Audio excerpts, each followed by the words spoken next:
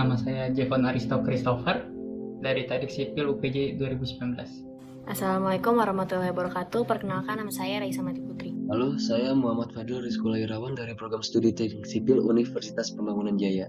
Perkenalkan, nama saya Wianda Winya Aglina. Perkenalkan, nama saya Akal Vindra dari Program Studi Teknik Sipil Universitas Pembangunan Jaya.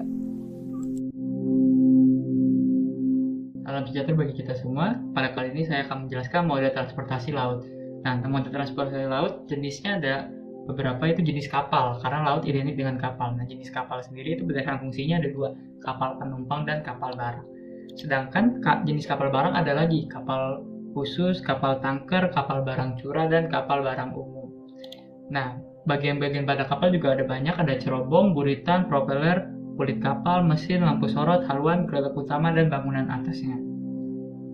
Nah, ukuran-ukuran panjang pada kapal juga ada length overall, length between perpendiculars, dan LWL, length of waterline atau panjang garis air. Nah, ukuran-ukuran berat pada kapal juga ada deadweight tonnage dan lightweight tonnage, seperti itu. Nah, untuk prinsip pergerakan ke arah kapal sendiri menggunakan BBM dengan menggerakkan propeller. Nah, untuk kemudinya ada roda kemudi, alat penerus, dan daun kemudi atau yang disebut sebagai rudder. Moda transportasi darat adalah segala bentuk transportasi menggunakan jalan untuk mengangkut penumpang maupun barang. Nah, kelebihannya itu fleksibel untuk pelayanan karena bisa mengubah tujuan dan juga rentangnya luas dalam hal pengangkutan barang. Sedangkan kekurangannya ini perlu pemeliharaan secara terus-menerus dan juga dapat menyebabkan polusi. Nah, jenis moda transportasi darat ini ada mobil dan motor yang kegunaannya sama untuk pribadi dan juga pengiriman barang. Selain itu, ada juga transportasi truk yang fungsinya sama untuk mengangkut barang tetapi dengan skala yang lebih besar. Truk ini dibagi beberapa jenis. Contohnya yaitu ada truk box yang fungsinya untuk mengirim paket dari jasa pengiriman seperti jasa pengiriman JNE, JNT. Nah, contoh lainnya itu ada truk wing box dengan kapasitas yang tinggi. Truk ini memiliki 3 sisi yang bisa dibuka, yaitu kanan, kiri, dan juga belakang, sehingga waktu untuk menaikkan dan menurunkan barang muatan akan lebih cepat dilakukan. Moda transportasi darat tidak bermotor.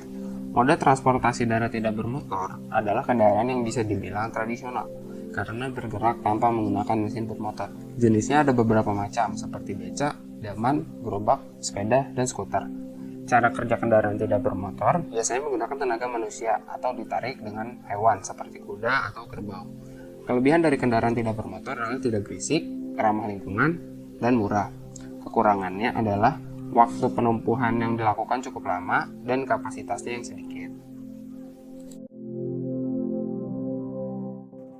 Moda transportasi rel. Transportasi rel adalah pemindahan penumpang dan barang di atas kendaraan beroda yang berjalan di atas rel. Contoh moda transportasi rel yaitu kereta api. Kereta api adalah bentuk transportasi rel yang terdiri dari serangkaian kendaraan yang ditarik sepanjang jalur kereta api untuk mengangkut penumpang dan barang. Adapun 4 jenis kereta api di Indonesia yaitu kereta api uap, kereta api diesel, kereta api listrik, dan kereta api daya magnet. Beberapa faktor yang mempengaruhi masyarakat lebih memilih kereta api yaitu cepat sampai tujuan karena tidak mengalami kemacetan dan harganya pun terjangkau. Moda transportasi pipeline. Moda transportasi pipeline adalah moda transportasi menggunakan pipa untuk proses perpindahan barang. Pipa umumnya digunakan untuk bahan yang berbentuk cair atau gas. Pipa digelar di atas tanah, ditanam pada kedalaman tertentu, di tanah ataupun digelar di atas dasar laut. Penggunaan angkutan pipa paling besar adalah untuk transportasi minyak mentah, minyak hasil pengolahan, gas alam, ataupun angkutan air, perumahan, atau kebutuhan industri. Transportasi udara adalah suatu kendaraan yang dapat terbang di atmosfer bumi dari bandara ke bandara lainnya untuk mengangkut penumpang, kargo, dan juga pos. Contohnya itu pesawat terbang.